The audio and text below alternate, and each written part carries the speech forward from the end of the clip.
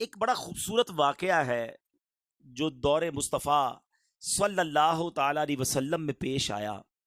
ماجرا کچھ یوں تھا کہ میرے آقا مدینے والے مصطفیٰ صلی اللہ تعالی علیہ وسلم اپنے صحابہ کے ساتھ کسی سفر پر جا رہے تھے۔ راستے میں یہ اعلان کیا گیا کہ قافلے کو پڑاؤ دیا جائے، بریک لیا گیا۔ صحابہ کرام علیہ رضوان نے اپنے کھانے کے لیے اس زمانے میں جو ٹفن باکس ہوتے ہوں گے، توشہ دان تھے، وہ کھولے، مگر حال یہ تھا کہ صحابہ کرام کے پاس روٹی تھی مگر سالن نہیں تھا، صرف روٹی کھانے لگے۔ اب ذرا سوچئے کہ یہ وہ لوگ ہیں جو میرے آقا کے ساتھی ہیں اور یہ غزوے میں شرکت کے لیے جا رہے تھے، جان دینے کے لیے گویا جا رہے ہیں، مگر حال یہ ہے کہ صرف روٹی ہے، سالن نہیں ہے۔ مگر زبان پر شکوہ نہیں تھا، شکایت نہیں تھی، کمپلین نہیں تھی۔ آج ہمارے اس اجتماع میں بھی ہو سکتا ہے کچھ اسلامی بھائی آئے ہوں، رات سے بھی کچھ اسلامی بھائی آ گئے ہیں، آرام نہیں ہوا ہوگا، کھانا پراپر نہیں ملا ہوگا، تو بعض اوقات شکوہ ہوتا ہے کہ یار انتظام ٹھیک نہیں ہے، یا ہمارے گھر کے اندر کسی دن اپنی پسند کا کھانا نہ بنے، یا کاروبار میں کسی قسم کی کمی آ جائے تو ہماری زبان پر شکوہ آتا ہے۔ مگر یہ کیسے صحابہ تھے کہ نبی پاک کے ساتھی ہیں، کھانے کے لیے روٹی ہے، سالن نہیں، مگر زبان پر شکوہ نہیں ہے۔ زباں پر شکوائے رنجو علم لایا نہیں کرتے، زباں پر شکوائے رنجو علم لایا نہیں کرتے، نبی کے نام لیوا غم سے گھبرایا نہیں کرتے۔ اب کیا ہوا؟ اب دیکھیں جو صبر کرتا ہے نا، اس کی مدد کیسے کی جاتی ہے۔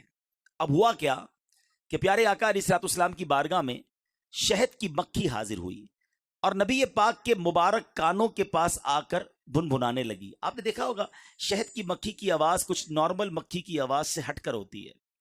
اچھا، صحابہ کرام علیہ رضوان کا عقیدہ دیکھو۔ صحابی کہتے ہیں حضور یہ شہد کی مکھی آپ کی بارگاہ میں کیا عرض کر رہی ہے؟ اللہ اکبر! یعنی صحابہ جانتے تھے کہ میرے آقا سب کی بولیاں جانتے ہیں، جو ہو چکا ہے جو ہوگا حضور جانتے ہیں۔ تو نبی پاک علیہ الصلوۃ والسلام نے فرمایا یہ شہد کی مکھی مجھے عرض کر رہی ہے کہ حضور آپ کے صحابہ ہمارے علاقے میں آئے ہیں، روٹی ہے اور کھانے کے لیے ان کے پاس سالن نہیں، ہم شہد کی مکھیوں میں یہ بے چینی پائی جا رہی ہے۔ حضور قریب ہی ہم نے ایک شہد کا چھتا بنایا ہوا ہے، ہم تو اٹھا کر نہیں لا سکتی، آپ کسی صحابی کو ہمارے ساتھ بھیجیں، وہ شہد لے آئیں تاکہ آپ کے صحابہ روٹی کے ساتھ شہد کھانے لگیں۔ پیارے آقا علیہ الصلوۃ والسلام نے مولا علی شیر خدا کرم اللہ تعالی وجہ الکریم سے ارشاد فرمایا کہ اے علی جاؤ اور جا کر شہد کا چھتا لے آؤ۔ مولا علی جاتے ہیں اور شہد کا چھتا وہ لے کر آتے ہیں۔ اب وہ صحابہ جو تھوڑی دیر پہلے صرف روٹی کھا رہے ہیں، اب اس روٹی کے ساتھ صاف شفاف میٹھا لذیذ شہد کھانے لگ گئے۔ وہی مکھی یا کوئی اور مکھی پھر بھنبھنانے لگی۔ صحابی نے عرض کی حضور اب کیا کہہ رہی ہے؟ آقا علیہ الصلوۃ والسلام نے فرمایا میں نے اس سے سوال کیا ہے، یہ اس کا جواب دے رہی ہے۔ سبحان اللہ! ایک تو نبی پاک اس مکھی کی بولی سمجھ بھی رہے ہیں اور میرے آقا گفتگو بھی فرما رہے ہیں۔ آقا علیہ الصلوۃ والسلام نے سوال کیا یہ تو بتاؤ شہد بناتی کیسے ہو؟ یہ حدیث پاک کا اس واقعے کا میں خلاصہ عرض کر رہا ہوں۔ وہ مکھی کہتی حضور ہم جو ہے وہ مختلف باغات میں جاتے ہیں، پھولوں کا رس چوستی ہیں، اور ہمارا ایک پورا گروپ ہوتا ہے، پورا ایک قافلہ ہوتا ہے، اور جب ہم وہ رس چوس کر ہم شہد بناتی ہیں۔ نبی پاک علیہ الصلوۃ والسلام نے بڑا کمال کا سوال فرمایا، اچھا آپ کو بھی یہ ایکسپیرینس ہوا ہوگا کہ کبھی کبھی گلاب کی پتی ہم کھائیں تو وہ تو کھائی جاتی ہے، مگر چنبیلی یا اور باقی پھول تو بڑے کڑوے ہوتے ہیں۔ آقا نے فرمایا کہ پھولوں کا رس تو کڑوا بھی ہوتا ہے، کسیلا بھی ہوتا ہے، پھیکا بھی ہوتا ہے، یہ سب مل ملا کر شہد جیسا میٹھا کیسے ہو جاتا ہے؟ شہد کی مکھی عرض کرتی حضور بات یہ ہے کہ جب ہم پھولوں کا رس چوس لیتی ہے نا، جب واپس چھتے کی طرف ٹریول کر رہی ہوتی ہیں، واپس آ رہے ہوتے ہیں، تو ہمارا ایک سردار ہوتا ہے، اس پورے قافلے کا ایک لیڈر ہوتا ہے، اور جو یہاں پر کسان موجود ہوں گے، کھیتی باڑی کرنے والے، یا جن کا شہد کے حوالے سے کچھ معلومات ہے، تو آج سائنس بھی بتاتی ہے کہ یہ پورا جو چھتا ہے اس کا پورا فلسفہ کوئین بی، ملکہ مکھی کے گرد گھومتا ہے۔ وہ ایک ملکہ مکھی ہوتی ہے جس کے آرڈر پر وہ ساری مکھیاں چلتی ہیں۔ آج سائنس نے پہچانا ہے، اس مکھی نے 1450 سال پہلے عرض کیا تھا حضور ہمارا ایک قافلے کا امیر ہوتا ہے، جب ہم واپس آتے ہیں یا رسول اللہ وہ آپ پر درود پڑھنا شروع کر دیتا ہے، اور حضور اس کی دیکھا دیکھی جتنی مکھیاں ہیں سب آپ پر درود بھیجتی ہیں۔ یا رسول اللہ یہ کوئی اور کمال نہیں ہے، یہ آپ پر درود کی برکت ہے کہ پھولوں کا کڑوا پھیکا رس جو ہے وہ شہد جیسا میٹھا ہو جاتا ہے۔ شہد میں شفا بھی ہے نا، سارے حکیم کہتے ہیں کیوں نہ شفا ہو، جو بنتا ہی نبی پاک کے درود کی برکت سے ہو تو اس میں کیوں نہ برکت ہو۔ اب علماء کرام نے یہ واقعہ نقل کرنے کے بعد بڑی پیاری بات ارشاد فرمائی، کیا خوبصورت مدنی پھول ہمیں عطا فرمائے۔ علماء کہتے ہیں جب درود پاک کی برکت سے پھولوں کا کڑوا پھیکا رس شہد جیسا میٹھا ہو سکتا ہے، تو اگر کسی مسلمان کی زندگی میں گناہوں کی کڑواہٹ ہو، بد اعمالیوں کی پھیکاوٹ ہو، اگر وہ چاہتا ہے کہ زندگی نیکیوں کی مٹھاس سے تر بتر ہو جائے تو اپنی زندگی میں درود پاک کو شامل کر لے، وہ درود پاک کی کثرت کرنا شروع کرے، اللہ اس کی زندگی کو بھی شہد جیسا میٹھا کر دے گا۔ تو اے میرے پیارے اسلامی بھائیوں، جو آج رکھنی کے سنتوں بھرے اجتماع میں آئے ہیں، آج یہ نیت کر کے جائیں کہ انشاءاللہ عز و جل ہم روزانہ کثرت کے ساتھ درود پاک پڑھیں گے۔ اللہ سلامت رکھے میرے پیر و مرشد کو، دعوت اسلامی والوں کو۔ کیا شاندار ہمیں طریقہ بتایا زندگی گزارنے کا، اور وہ کیا ہے کہ نیک اعمال میں ہمیں ایک نیک عمل بتایا گیا کہ روزانہ کم از کم 313 مرتبہ درود پاک پڑھ لیا جائے۔ گویا امیر اہل سنت چاہتے ہیں ہماری زندگی شہد جیسی میٹھی ہو جائے، نیکیوں والی ہو جائے، تو نیک اعمال پر عمل کی نیت بھی کر لیں، انشاءاللہ روزانہ کم از کم 313 بار درود پاک پڑھیں گے۔ آئیے مل کر محبت کے ساتھ با آواز بلند درود پاک پڑھ لیں۔ صلو علی الحبیب صلی اللہ تعالی علی محمد صلی اللہ علیہ وسلم۔ پیارے اسلامی بھائیوں اور مدنی چینل کے ناظرین، آج جس موضوع پر سنتوں بھرے بیان میں نے آپ سے کچھ باتیں عرض کرنی ہیں، آج ایک ایسی حقیقت پر بات کریں گے کہ جو دنیا کا ہر مذہب مانتا ہے، دنیا کی ہر قوم جانتی ہے، مرد ہو یا عورت، بوڑھا ہو یا جوان، پڑھا لکھا ہو یا جاہل، پاکستانی ہو یا افریقی، امریکی ہو یا یورپی، کسی بھی رنگ و نسل سے تعلق رکھتا ہو، کسی بھی مذہب سے تعلق رکھتا ہو، دنیا میں یہ ایک ایسی حقیقت ہے جس کو کوئی نہیں ٹھکراتا، ہر بندہ عقل والا ہے وہ مانتا ہے۔ اور وہ حقیقت کیا ہے؟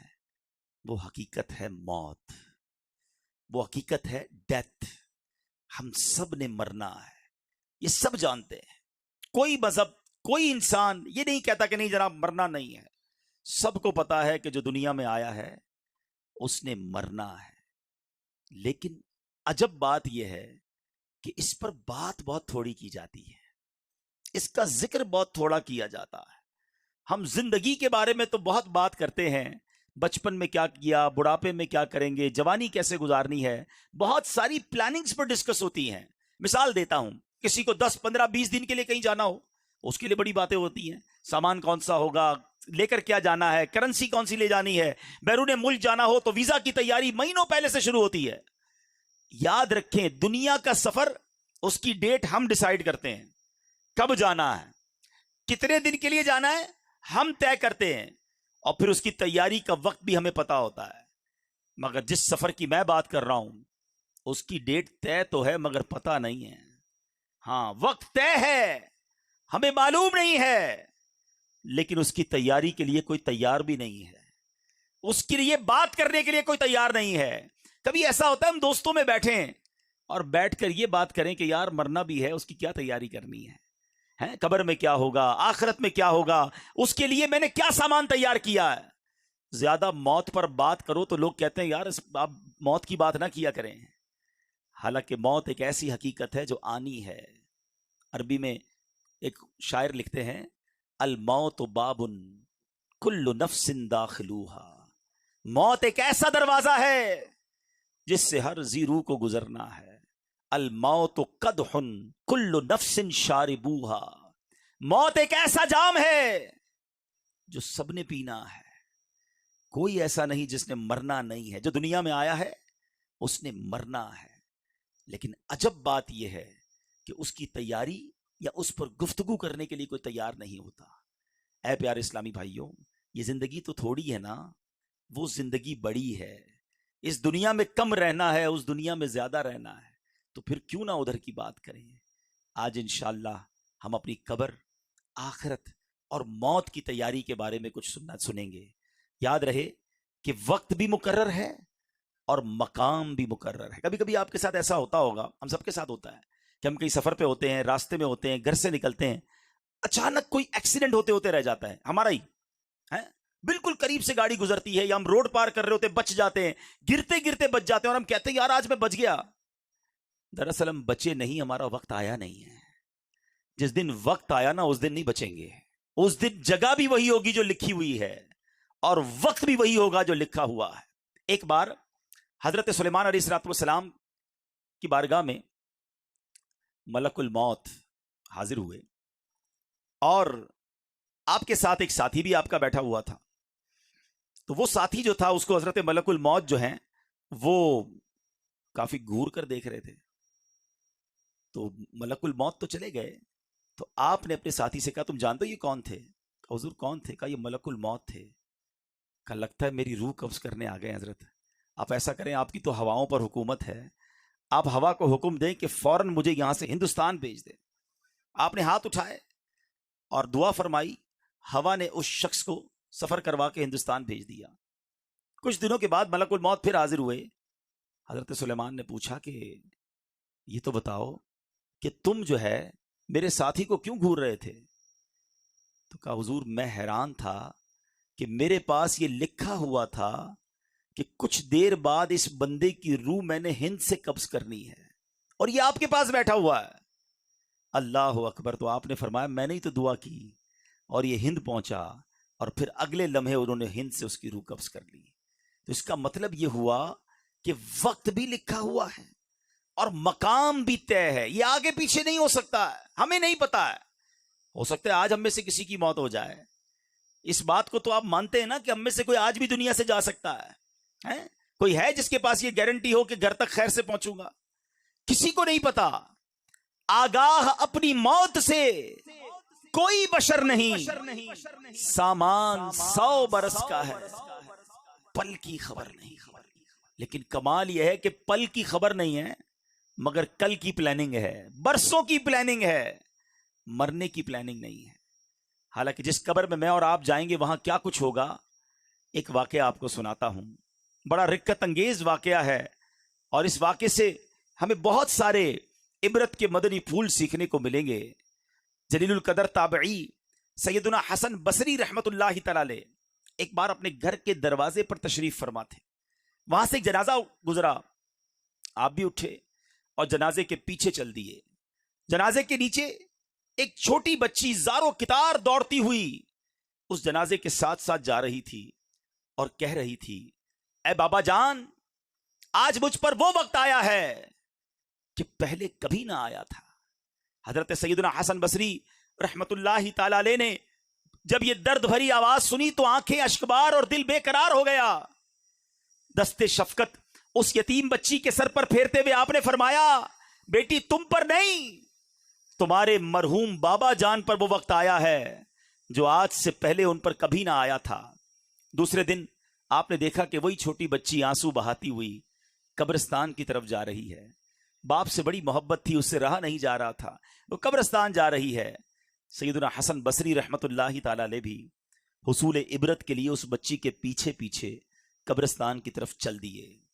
جب قبرستان پہنچ کر وہ چھوٹی بچی اپنے والد مرحوم کی قبر سے لپٹ گئی, حضرت سیدنا حسن بصری جھاڑیوں کے پیچھے بیٹھ گئے, چھپ گئے کہ دیکھوں یہ بچی کیا کہتی ہے. وہ چھوٹی بچی اپنے رخسار اپنے بابا جان کی قبر کی مٹی سے لگا کر کہتی ہے اے بابا جان, آپ نے اندھیرے میں چراغ اور غم خار کے بغیر قبر کی پہلی رات کیسے گزاری؟ اے بابا جان, کل رات تو میں نے گھر میں آپ کے لیے چراغ جلایا تھا, آج رات قبر میں چراغ کس نے روشن کیا ہوگا؟ اے بابا جان, کل رات گھر کے اندر میں نے آپ کے لیے بچھونا بچھایا تھا, آج رات قبر میں بچھونا کس نے بچھایا ہوگا؟ اے بابا جان, کل رات گھر کے اندر میں نے آپ کے ہاتھ پاؤں دبائے تھے, آج رات قبر میں آپ کے ہاتھ پاؤں کس نے دبائے؟ اے بابا جان, کل رات گھر کے اندر میں نے آپ کو پانی پلایا تھا, آج رات قبر میں آپ کو کس نے پانی پلایا؟ اے بابا جان, کل میں نے آپ کے جسم پر چادر اڑائی تھی, آج رات آپ کو قبر میں کس نے چادر اڑائی؟ اے بابا جان, کل تو آپ کو جب بھوک لگی تھی تو میں نے آپ کو کھانا پیش کیا تھا, آج رات قبر میں جب آپ کو بھوک لگی تو کس نے کھانا دیا ہوگا؟ سیدنا حسن بصری غم کی ماری اور اس دکھیاری بچی کی یہ باتیں سن کر رو پڑے، قریب آئے اور کہا، بیٹی اس طرح نہیں بلکہ یوں کہو، اے بابا جان، دفن کے وقت آپ کا چہرہ قبلہ رخ کیا گیا تھا، کہ اب بھی آپ کا چہرہ اس حالت پر ہے یا آپ کا چہرہ پھیر دیا گیا ہے؟ اے بابا جان، آپ کو صاف ستھرا کفن پہنایا گیا تھا۔ اے عاشقان رسول، ذرا اپنا سر جھکا کر آنکھیں بند کر کے اپنے بارے میں سوچو، جب ہم قبر میں جائیں گے تو ہمیں بھی ہمارے دوست قبر میں ایک چہرہ تو قبلہ رو کر دیں گے نا، کفن تو صاف ستھرا پہنائیں گے، مگر اس کے بعد کیا ہو سکتا ہے؟ سیدنا حسن بصری کہتے ہیں اپنے والد سے یہ پوچھو کہ بابا جان، کل تو آپ کو صاف ستھرا کفن پہنا کر دفنایا گیا تھا، کیا اب بھی وہ صاف ستھرا ہے؟ اے بابا جان، آپ کو قبر میں صحیح اور سالم بدن کے ساتھ رکھا گیا تھا، کیا اب بھی جسم سلامت ہے یا اسے کیڑوں نے کھا لیا ہے؟ اے بابا جان، علماء فرماتے ہیں قبر کی پہلی رات بندے سے ایمان کے بارے میں سوال کیا جائے گا تو کوئی جواب دے گا، کوئی مایوس رہے گا، آپ نے اس سوال کا درست جواب دیا یا آپ ناکام رہے ہیں۔ اے بابا جان، سنا ہے علماء سے بعض مردوں پر قبر کشادگی کرتی ہے، بعض پر تنگی کرتی ہے، آپ بتائیے آپ پر قبر نے تنگی کی یا کشادگی کی؟ اے بابا جان، علماء فرماتے ہیں کہ کسی میت کے کفن کو جنتی کفن سے اور کسی کے کفن کو جہنم کی آگ کے کفن سے بدل دیا جاتا ہے، تو آپ کے کفن کو آگ سے بدلا گیا یا جنتی کفن سے؟ اے بابا جان، کل جب میں آپ کو پکارتی تھی تو آپ مجھے جواب دیتے تھے، آج میں کتنی بد نصیب ہوں کہ قبر کے سرانے کھڑی ہو کر پکار رہی ہوں، مگر مجھے آپ کے جواب کی آواز سنائی نہیں دیتی۔ اے بابا جان، آپ تو مجھ سے ایسے جدا ہوئے کہ قیامت تک دوبارہ نہیں مل سکتے۔ اے خدائے رحمان، قیامت کے میدان میں مجھے اپنے بابا جان کی ملاقات سے محروم نہ کرنا۔ سیدنا حسن بصری رحمت اللہ تعالی کی یہ باتیں سن کر وہ بچی عرض گزار ہوئی، اے میرے سردار، آپ کے نصیحت آموز کلمات نے مجھے خواب غفلت سے بیدار کر دیا ہے۔ اے پیارے اسلامی بھائیوں، بظاہر تو یہ ایک واقعہ ہے، مگر یہ قبر کا سفر ہم سب نے کرنا ہے۔ آج ہمارے گھر میں لائٹ جائے تو جنریٹر ہونا چاہیے، پنکھا چلنے کے لیے یو پی ایس ہونا چاہیے، گرمی میں بغیر لائٹ کے جس کو نیند نہ آتی ہو، نرم تکیہ نہ ہو تو نیند نہ آتی ہو، نرم بستر نہ ہو تو جسے نیند نہ آتی ہو، جس کے کمرے میں اگر اندھیرے میں کوئی چھوٹا سا کیڑا آ جائے، کوئی چوہا آ جائے، چھپکلی آ جائے تو جس کی چیخ نکل جاتی ہو، جس کو اکیلے کمرے میں اندھیرے میں ڈر لگتا ہو، ہم جیسا کمزور انسان جب قبر میں جائے گا تو سوچو، وہاں اگر اللہ نہ کرے جہنم کی آگ بھڑکا دی گئی، وہاں اگر اللہ نہ کرے سانپ اور بچھو آ گئے، ادھر تو میرے اور آپ کے جسم پر کوئی کیڑا آئے تو فوراً ہٹا دیتے ہیں، اس وقت تو کیڑے ہوں گے تو بھی بندہ نہیں ہٹا سکے گا، وہ دیکھ رہا ہوگا کہ میرے جسم پر کیڑے رینگ رہے ہیں، مگر یہ طاقت نہیں ہوگی کہ اپنے آپ سے اسے دور کر سکے۔ اے میرے پیارے اسلامی بھائیوں اور مدنی چینل کے ناظرین، آپ کا کبھی نہ کبھی تو قبرستان جانے کا اتفاق ہوا ہوگا نا۔ یہ جو قبریں اوپر سے ساری ایک جیسی دکھائی دیتی ہیں، اندر سے ایک جیسی نہیں ہوتی ہیں۔ دنیا میں اگر آپ کسی ایک کالونی میں جائیں، غریبوں کی آبادی میں جائیں تو مکان دیکھ کر پتہ چل جاتا ہے غریب رہتے ہیں ادھر۔ امیر کے علاقے میں جائیں تو کوٹھیاں دیکھ کر سمجھ آ جاتا ہے کہ ان کوٹھیوں میں امیر اور سکون سے رہنے والے رہ رہے ہیں، مگر قبروں کو دیکھ کر پتہ نہیں چلتا، دکھتی ساری ایک جیسی ہیں، مگر ہر قبر کی داستان جدا ہے۔ کوئی تو قبر میں جنت کی نعمتیں لوٹ رہا ہے، کوئی تو قبر میں جلوہ مصطفیٰ میں گم ہے، کسی کی قبر میں تو جنت کی کھڑکی کھلی ہوئی ہے، کوئی تو اپنی قبر میں نم کا نومت العروس کے مزے لوٹ رہا ہے، کسی کو تو قبر ایسے دبا رہی ہے جیسے ماں گود میں اپنے بچے کو پیار سے دباتی ہے۔ مگر اسی قبرستان میں کوئی قبر ایسی بھی ہوتی ہے پیارے اسلامی بھائیوں، جس میں سانپ اور بچھو اس قبر والے کو عذاب دے رہے ہوتے ہیں۔ میرے آقا نے اس طرح انگلیاں کر کے بتایا، عذاب کی ایک صورت سرور کائنات علیہ الصلوۃ والسلام نے اس طرح کر کے بتائی کہ بے نمازی کو قبر ایسے دبائے گی کہ جیسے پسلیاں ٹوٹ پھوٹ کر ایک دوسرے میں پیوست ہو جائیں گی، کسی کو قبر نے چکنا چور کر دیا ہوتا ہے، کسی کی قبر میں جہنم کی کھڑکی کھلی ہوتی ہے، اسی قبرستان میں کسی قبر میں آگ بھڑک رہی ہوتی ہے۔ اشجع الاقرا، حدیث میں اس سانپ کا نام بھی بیان کیا گیا، اللہ جس سے ناراض ہو، اشجع الاقرا، اندھا سانپ ہے جو قبر میں مردے کو ڈنک مارے گا تو 70 گز مردہ زمین میں دھس جائے گا۔ یہ عذاب بھی احادیث میں ہی بیان ہوئے، مگر قبرستان جا کر پتہ نہیں چلتا، مگر ان قبروں کے اندر یہ سب کچھ ہو رہا ہوتا ہے۔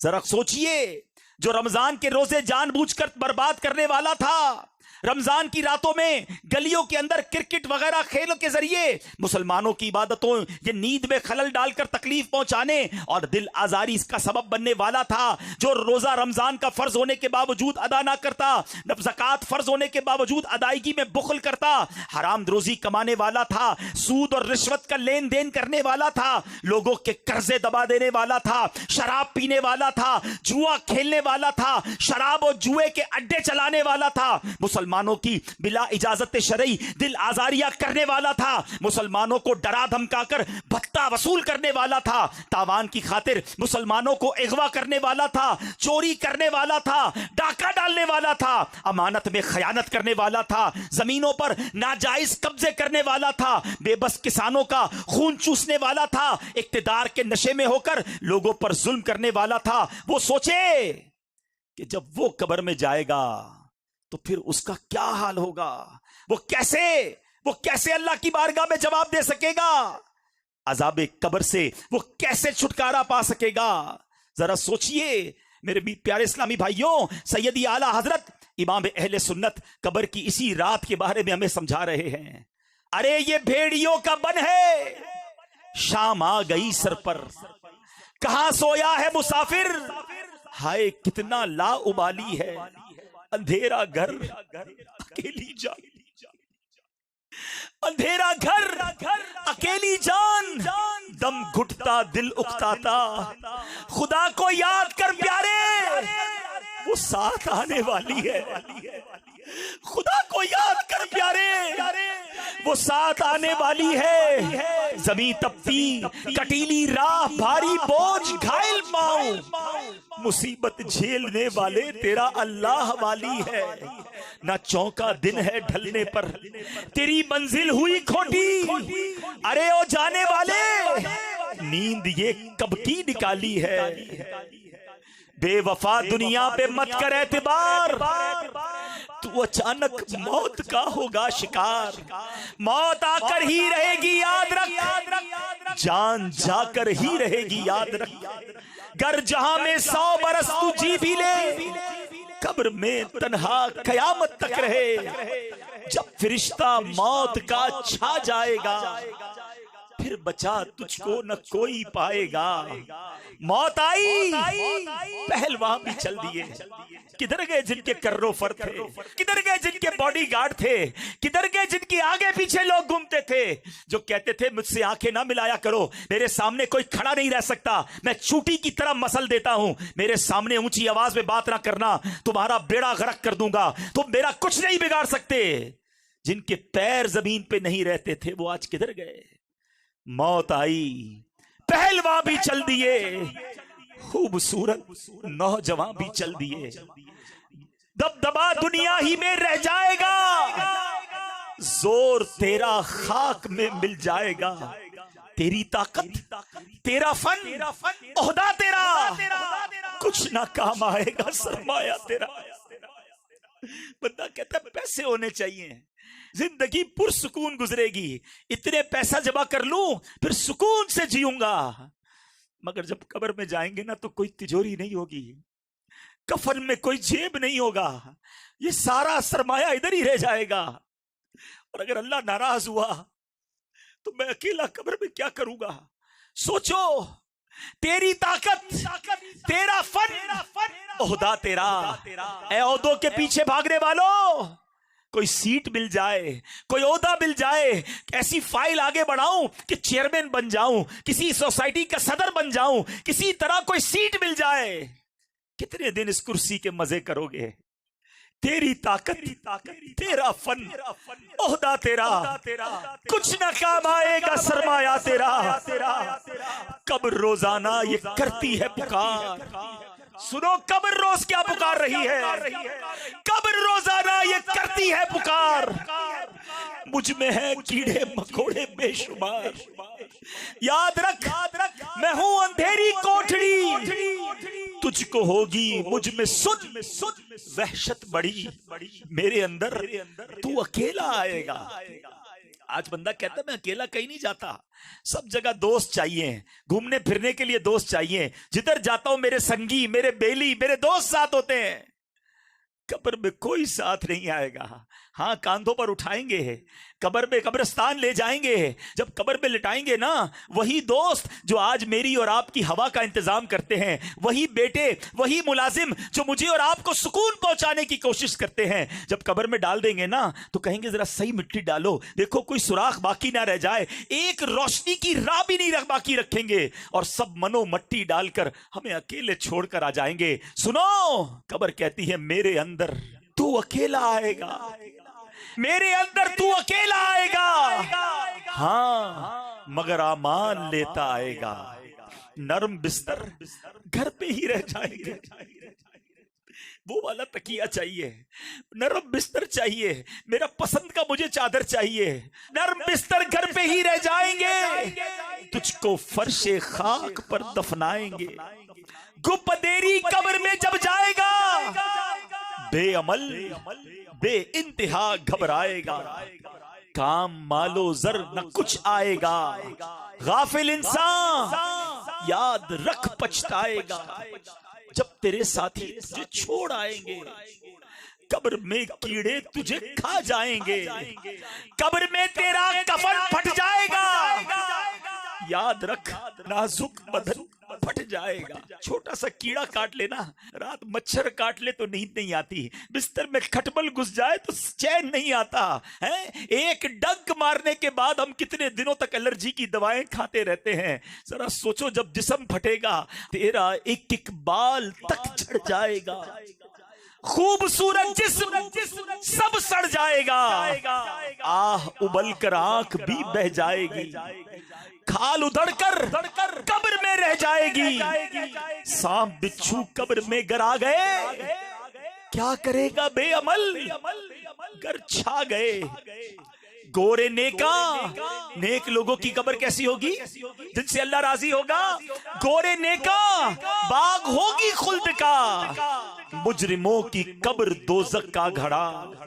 کھل کھلا کر ہنس رہا ہے بے خبر, قبر میں روئے گا چیخے مار کر. کر لے توبہ, رب کی رحمت ہے بڑی. استغفر اللہ استغفر اللہ. کر لے توبہ, رب کی رحمت ہے بڑی. کب تک اللہ کو ناراض کریں گے, کب تک نمازیں قضا کریں گے, کب تک اللہ کی نافرمانی والے ہم کام کریں گے. ارے آج بھی مر سکتے ہیں, کون آئے گا بچانے قبر میں. آؤ اس اجتماع میں توبہ کرو, کر لے توبہ, رب کی رحمت ہے بڑی. قبر میں ورنہ سزا ہوگی کڑی. وقت آخر یا خدا تار کو خیر سے سرکار کا دیدار ہو. اے میرے پیارے اسلامی بھائیوں, قرآن مجید فرقان حمید ہماری موت کے بارے میں کیا رہنمائی فرماتا ہے. سنو, اللہ فرماتا ہے ہر جان موت کا مزہ چکھنے والی ہے, اور قیامت کے دن تمہیں تمہارے اجر پورے دیے جائیں گے. اور جو آیت کا اگلا حصہ ہے نا, خدا کی قسم یہی اصل بات ہے. لوگ کہتے ہیں یار جس کا گھر بڑا ہو وہ کامیاب ہے, جس کے پاس بڑی گاڑی ہے وہ کامیاب ہے, جو خوبصورت ہے وہ کامیاب ہے, جو طاقتور ہے وہ کامیاب ہے, جس کی شہرت ہے وہ کامیاب ہے. نہیں جناب, سنو قرآن کیا کہتا ہے, کامیاب کون ہے. اللہ کہہ رہا ہے فمن زحزح عن النار وادخل الجنت فقد فاز. اللہ فرماتا ہے جسے آگ سے بچا لیا گیا اور جنت میں داخل کر دیا گیا وہ کامیاب ہو گیا. ارے وہی تو کامیاب ہے. مجھے بتاؤ, ادھر بڑے گھر ہوں, نرم بستر ہو, آگے نوکر چاکر ہو, اور قبر کیڑوں والی تیار ہو, اس کی قبر آگ والی تیار ہو، کون سی کامیابی ہے یہ؟ ادھر ساری دنیا جانتی ہو، ساری دنیا میں شہرت ہو، اور ادھر فرشتے مارنے کے لیے تیار کھڑے ہو، یہ کون سی کامیابی ہے؟ ادھر بینک بیلنس بھرے ہوئے ہوں، ہیرے جواہرات کے ڈھیر لگے ہوئے ہوں، کروڑوں کا میں مالک ہوں، اور ادھر اگر نامہ اعمال خالی ہے تو یہ کون سی کامیابی ہے؟ ادھر دنیا والے میرے نام سے راضی ہوں اور ادھر رب ہی مجھ سے ناراض ہو، یہ کون سی کامیابی ہے؟ خدا کی قسم کامیابی یہ ہے، چاہے مجھے کوئی نہ پہچانے، میرا رب مجھ سے راضی ہو جائے، میرے آقا مجھ سے راضی ہو جائیں، چاہے دنیا میں چھوٹا سا گھر ہو مگر جس قبر میں جاؤں وہ میرا جنت کا باغ بن جائے۔ کامیابی تو یہ ہے، چاہے دنیا میں سختیوں والی زندگی گزرے مگر قیامت کے دن مجھے اللہ کے عرش کا سایہ مل جائے۔ اصل کامیابی تو وہ ہے، ارے چاہے یہاں میرے اکاؤنٹ میں پیسے تھوڑے ہو جائیں مگر میرے نیکیوں کا اکاؤنٹ بھرا ہوا ہو، میرے نامہ اعمال میں نیکیاں زیادہ ہوں۔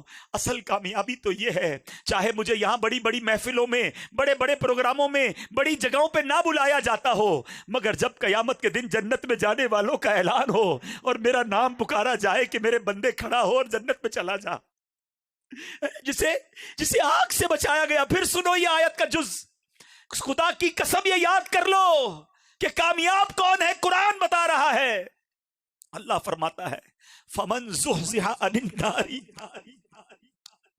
وَأُدْخِلَ الْجَنَّةَ فَقَدْ فَازَ۔ اللہ فرما رہا ہے جو آگ سے بچا کر جنت میں داخل کر دیا گیا وہی کامیاب ہے۔ اللہ آج کے اجتماع میں ہم تجھ سے دعا کرتے ہمیں آگ میں مت ڈالیو مالک۔ گناہ گار ہوں میں لائی کے جہنم ہو، گناہ گار ہوں میں لائی کے جہنم ہو، کرم سے بخش دے مجھ کو، دے سزا یا رب، کرم سے بخش دے مجھ کو، نہ دے سزا یا رب۔ میں کر کے تو پلٹ کر گناہ کرتا ہوں، میں کر کے تو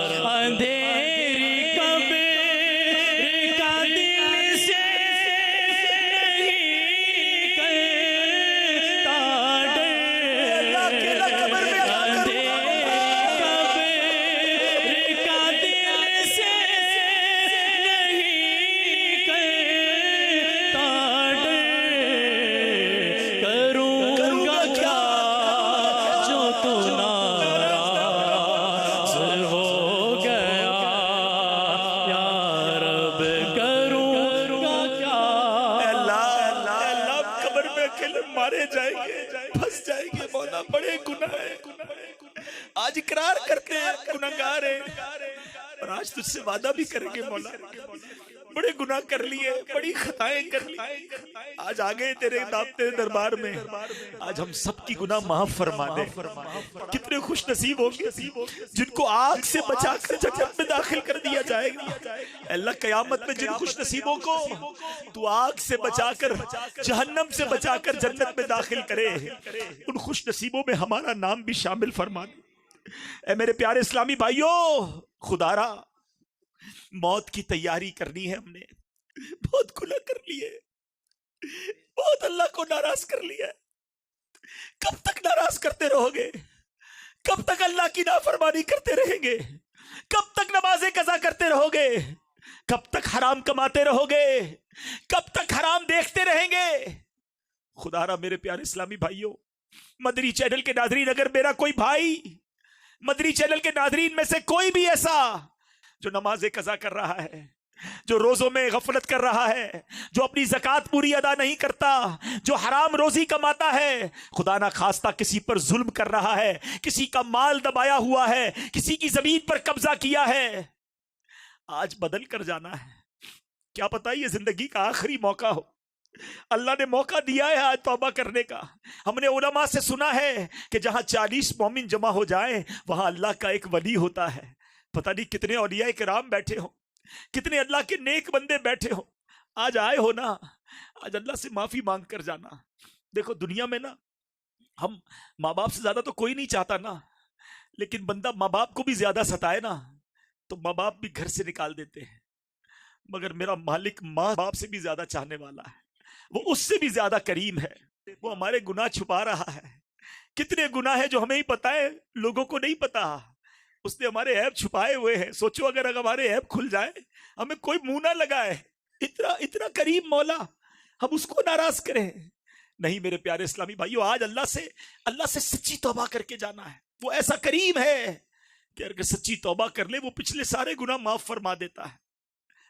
تو کریم ہی جو ٹھہرا، تو کرم کے کیا ٹھکانے، تو کریم ہی جو ٹھہرا تو کرم کے کیا ٹھکانے، تو نوازنے پہ آئے تو نواز دے زمانے۔ اللہ تیری اسی قریبی بارگاہ کو پکارنے جمع ہوئے ہیں۔ رحمت دا دریا الہی ہر دم وگدا تیرا، رحمت دا دریا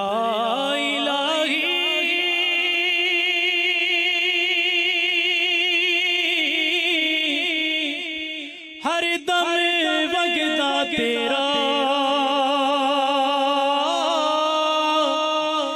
جے قطرہ بچ مینوں تے کم بن جا، عدل کرے کہ تھر تھر کمبن، عدل کرے تے تر تر کمبن،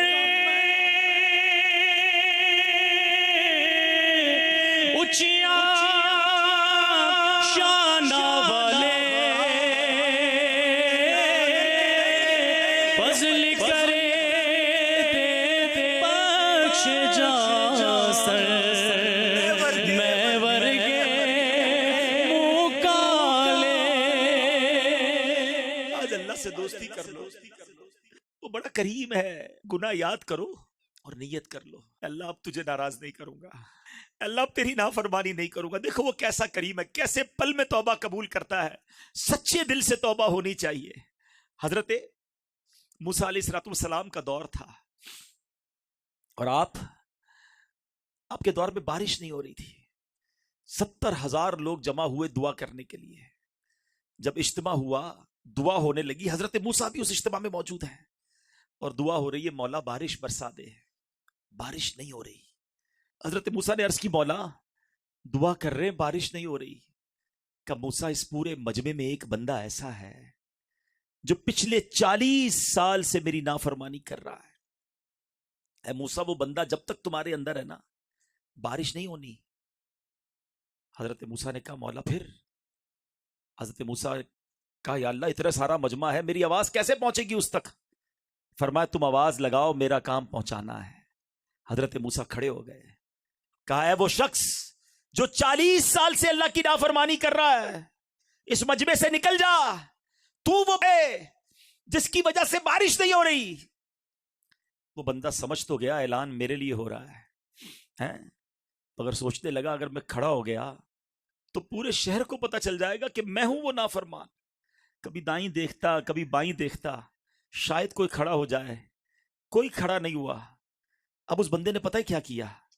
سر جھکایا اور دل ہی دل میں اللہ سے کہنے لگا یا اللہ آج معاف کر دے، میں مانتا ہوں 40 سال سے تجھے ناراض کر رہا ہوں، مولا آج معاف کر دے، آج کے بعد تجھے ناراض نہیں کروں گا، آج عزت رکھ لے مالک، آج کھڑا ہو گیا پورے شہر کو پتہ چل جائے گا میں ہی وہ بدبخت ہوں۔ دیکھو میرا مالک کیسے پردے ڈالتا ہے۔ بادل آئے اور بارش برسنا شروع ہو گئی۔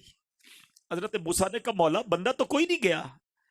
کھڑا تو کوئی نہیں ہوا، یا اللہ یہ بارش کیسے ہو گئی؟ حضرت موسیٰ سے رب فرماتا ہے موسیٰ میرے اس بندے نے مجھ سے دوستی کر لی ہے، 40 سال کی نافرمانی، ایک بار دل سے پکارا تھا بس۔ حضرت موسیٰ نے کہا یا اللہ اب مجھے تیرے دوست سے ہی ملا دے، پتہ تو چلے وہ کون ہے جس کی وجہ سے بارش ہوئی۔ سنو کیا فرمان الہی ہوتا ہے۔ اللہ فرماتا ہے موسیٰ جب وہ میرا نافرمان تھا میں نے تب اس کے عیب چھپائے تھے، اب تو میرا فرما بردار ہو گیا، میں کیسے تجھے بتا دوں وہ کون ہے؟ ایسا مالک ایک بار دل سے پکارو وہ معاف کر دیتا ہے، مگر ہم ہیں کہ اس کی رحمت کی طرف نہیں آتے ہیں، ہم اس کی بارگاہ میں سر نہیں جھکاتے۔ ایک بار حضرت عمر فاروق رضی اللہ تعالیٰ عنہ کا دور ہے، ایک شرابی شراب کی بوتل لے کر جا رہا ہے، آپ نے اسے روکا، بتاؤ کیا ہے اس بوتل میں؟ اب ذرا غور کیجئے، بندہ سامنے ہے، ہاتھ میں شراب کی بوتل ہے، کتنا فرق ہے؟ وہ بندہ ڈرتے ڈرتے کہتا ہے حضور سرکہ ہے، شراب کی بوتل میں کہتا ہے سرکہ ہے۔ حضرت عمر نے کہا مجھے دکھاؤ۔ حضرت عمر کا ایک جلال ہے، آپ کا ایک روب ہے، اب وہ سمجھ گیا کہ آج تو پکڑا گیا، مارا گیا، سوچے کتنا وقفہ ہوگا۔ وہ گناہگار دل ہی دل میں کہتا ہے مولا آج بچا لے، آج عمر سے بچا لے، اللہ اب شراب نہیں پیوں گا، آج معافی مانگتا ہوں تجھ سے۔ سیکنڈ ہی لگے ہوں گے نا، کتنی دیر کا وقفہ ملا اسے، مگر وہ دل کی گہرائیوں سے اس نے پکارا۔ اس نے جب بوتل حضرت عمر کی طرف بڑھائی نا، پیارے اسلامی بھائی وہ بوتل شراب سے سرکے میں بدل چکی تھی۔ یہ ہے میرا مالک، یہ ہے اس کی رحمت، وہ چاہتا ہے میں اور آپ بخشے جائیں، اس کی رحمت چاہتی ہے ہم بخشے جائیں، مگر ہم ہے کہ اسے راضی کرنے کی طرف نہیں آتے۔ مومن جو ہے نا، جو عاشق رسول ہوتا ہے، وہ تو انتظار کرتا ہے موت کا، گناہگار ڈرتا ہے کہ وہاں مار پڑنی ہے، لیکن جب عاشق رسول جائے گا تو پھر کیا ہوگا؟ شاعر کہتے ہیں قبر میں سرکار آئیں گے نا۔ سیدی اعلیٰ حضرت سے پوچھو، بریلی کے تاجدار کہتے ہیں جان دے دو وعدہ دیدار پر، جان دے دو، ادھر تو دیدار ہونا ہے، جان دے دو وعدہ دیدار پر، نقد اپنا دام ہو ہی جائے گا۔ عاشق رسول جو نمازیں پڑھ کے، سنتوں پر عمل کر کے، دین متین کی خدمت کر کے، حرام روزی ٹھکرا کر، تھوڑے حلال پر بھی گزارا کر کے، اپنی آنکھوں کی، اپنے کانوں کی، اپنی زبان کی حفاظت کر کے، اپنی شرمگاہ کی حفاظت کر کے، اپنی پارسائی کی حفاظت کر کے جب وہ قبر میں جائے گا نا، تو اعلیٰ حضرت کہتے ہیں قبر میں لہرائیں گے تا حشر چشمے نور کے، قیامت تک چشمے نور کے ہوں گے۔ کب؟ قبر میں لہرائیں گے تا حشر چشمے نور کے، جلوہ فرما ہوگی جب طلعت رسول اللہ۔ عاشق رسول تو انتظار کرتا ہے موت کا، موت تو مومن کے لیے تحفہ ہے، وہ تو انتظار کرتا ہے کہ جب آقا آئیں گے، قبر میں سرکار آئیں تو میں قدموں پر گروں، گر فرشتے بھی اٹھائیں تو میں ان سے یوں کہوں کہ اب تو پائے ناز سے میں اے فرشتوں کی اٹھوں، مر کے پہنچا ہوں یہاں اس دل ربا کے واسطے۔ ساری زندگی جن کی سنتوں پر عمل کرتا رہا، ساری زندگی جن پر درود پڑھتا رہا، ساری زندگی جن کی نعتیں پڑھتا رہا، ساری زندگی جن کا میلاد مناتا رہا، ساری زندگی جن کی بات کو یاد کر کے زندگی گزارتا رہا، ارے اب وہ قبر میں آئے ہیں، میں قدموں سے کیسے اٹھوں گا، مر کے پہنچا ہوں یہاں اس دل ربا کے واسطے۔ اب آپ نے فیصلہ کرنا ہے، حدیث پاک ہے، میرے آقا فرماتے ہیں قبر یا تو جنت کے باغوں میں سے ایک باغ ہوتی ہے، یا تو دوزخ کے گھڑوں میں سے ایک گھڑا، دو میں سے کوئی تیسرا آپشن نہیں ہے، یہ دو ہی قبریں ہوتی ہیں۔ آج طے کر لو، زندگی اگر ایسی گزارنی ہے کہ قبر جنت کا باغ بن جائے تو دعوت اسلامی کا ماحول آپ کو پکار رہا ہے، آ جاؤ اس ماحول سے وابستہ ہو جاؤ۔ بدلتے کیوں نہیں ہم؟ اس کی وجہ کیا ہے؟ آج آخر میں وجہ بھی سن لو۔ وجہ یہ ہے کہ ہم جب نیت کرتے ہیں نا، اس وقت تو شاید دل میں پکا ارادہ ہوتا ہے، مگر اس کے بعد جب ہم اجتماع سے یا محفل سے یا جو بھی ہمارا اچھی نیک ماحول ہوتا ہے اس سے اٹھ کے جاتے ہیں نا، پھر ہمارے جو ماحول ہوتا ہے وہ دوست ہمارے اچھے نہیں ہوتے ہیں، وہ ہمیں نمازی نہیں بننے دیتے ہیں۔ ہم نمازی بنتے ہیں، ہمارا مذاق اڑاتے ہیں، خیر تو ہے بھائی مولوی بن گیا ہے، جمعہ پڑھتا تھا، تجھے کیا ہو گیا ہے، یہ کیا تو بھائی سر پہ ٹوپی سجا لی ہے، امامہ پہن لیا ہے، سنتوں پر عمل شروع کر دیا ہے، حرام روزی چھوڑ دی ہے۔ ہمارے دوست ہی ہمیں گناہوں کی طرف لے جاتے ہیں۔ ایک بات یاد رکھو، شرابیوں کے ساتھ بیٹھ کر آپ نمازی نہیں بن سکتے، اللہ کے نافرمانوں کے ساتھ بیٹھ کر آپ اللہ کے فرما بردار نہیں بن سکتے۔ پہلے طے کر لو، آپ قبر جنت کا باغ بنانی ہے تو پھر تبدیلی لانی پڑے گی۔ اگر آپ کی مرضی ہے کہ نہیں جیسی زندگی گزر رہی ویسی گزاروں گا وہ پھر آپ کی مرضی ہے، لیکن اگر آج دل پر چوٹ لگی ہے نا اور بدلنا چاہتے ہو تو محفل بدلنی ہوگی، ماحول بدلنا ہوگا، دوستی بدلنی ہوگی. کہتے ہیں نا خربوزے کو دیکھ کر خربوزہ رنگ پکڑتا ہے، بالکل صحیح بات ہے. روایتوں میں آتا ہے دوست وہ ہوتا ہے جس کو دیکھ کر خدا یاد آ جائے. ایک دوست ایسا ہے میرا اور آپ کا، غور کر لے کہ جس کو دیکھوں تو خدا یاد آ جائے. ہمارے دوست تو وہ ہیں جس کو دیکھ کر سنیما یاد آتا ہے، جس کو دیکھ کر تاش کی اور جوئے کی اور حرام چیزوں کی محفلیں یاد آتی ہیں. ایسی دوستیاں لگائی ہوئی ہم نے. نہ کریں ایسا. یہ صحبت کیا اثر لاتی ہے. پنجابی شاعر کمال کی بات لکھتے ہیں، فرماتے ہیں برے بندے دی صحبت یاروں جویں دکان لوہاراں، کپڑے پاویں کنج کنج پئیے چنگا پین ہزاراں. کہتے ہیں جو برے دوست ہوتے ہیں نا وہ ایسے ہی ہیں جیسے لوہار کی دکان. لوہار کی دکان پہ جائیں، کپڑے کتنے ہی بچا لیں، یا تو کپڑوں پہ بدبو آ جائے گی یا اس میں کوئی نہ کوئی چنگاری جو ہے نا سوراخ کر دے گی. ہم کہتے نہیں یار میں تاش نہیں کھیلتا، میں جوا نہیں کھیلتا، میں شراب نہیں پیتا، میں حرام کام نہیں کرتا، دوست کرتے، میں تو صرف بیٹھا ہوتا ہوں ان کے ساتھ. اللہ کے بندو ادھر بیٹھ رہے ہو جدھر اللہ کی لعنت برس رہی ہے اور کہتے ہو میں صرف بیٹھتا ہوں. یہ تمہارے جسم میں تمہارے اعمال میں یہ چنگاریاں سوراخ کر دیں گی. اور وہی شاعر اگلا جملہ کیا کہتے ہیں، بھلے بندے دی صحبت یاروں جویں دکان تاراں. اچھے بندے کی صحبت کیسی ہے، جیسے عطر والے کی دکان. آپ عطر والے کی دکان پہ جاتے ہیں، پیسے خرچ کریں نہ کریں فری میں عطر لگا دیتا ہے، نہیں لگاتا تو بھی خوشبو تو آ جاتی ہے نا. بھلے بندے دی صحبت یاروں جویں دکان تاراں، سودا بھاوے ملے نہ لئیے ہلے آن ہزاراں. پیسے خرچ کریں نہ کریں خوشبو پھر بھی مل جاتی ہے. یہ اس اجتماع کی برکت ہے. مل رہی ہے نا خوشبو، آ رہی ہے نا سنتوں کی بہار. یہ ہے اچھے بندوں کی صحبت. چینج کیجیے اپنی صحبت اور اپنی صحبتیں، اپنی دوستیاں، اپنا اٹھنا بیٹھنا نیک لوگوں کے ساتھ رکھیے. اور یہ دعوت اسلامی والا ماحول واقعی نیک لوگوں کا ماحول ہے. بڑے ایک سے ایک نیک اسلامی بھائی ہیں اس میں. دعوت اسلامی میں بھی کوشش کریں اس کے قریب ہو جائیں جو نیک اعمال کا عامل ہو، جو مدنی قافلوں کا مسافر ہو، جو خوف خدا والا ہو، عشق رسول والا ہو. اس کے قریب بیٹھو تو مدینہ یاد آ جائے. انشاءاللہ ایسی صحبت اختیار کر لو تو پھر اللہ نے چاہا تو ہم بھی بدل جائیں گے. تو آج سارے میرے بھائی نیت کر لیں، آج کے بعد ہماری کوئی نماز قضا نہیں ہوگی. ایسا نعرہ لگائیں کہ شیطان بھی ادھر سے بھاگ جائے. آج کے بعد ہماری کوئی نماز قضا نہیں ہوگی انشاءاللہ. رمضان کے پورے روزے رکھیں گے، فلمیں ڈرامے نہیں دیکھیں گے، گانے باجے نہیں سنیں گے، حرام روزی کے قریب بھی نہیں جائیں گے، بے حیائیوں کی محفل میں نہیں جائیں گے، شراب اور نشے سے دور رہیں گے، کسی پر ظلم نہیں کریں گے. اللہ پاک ہم سب کو عمل کرنے کی توفیق بھی عطا فرمائے، استقامت بھی نصیب فرمائے.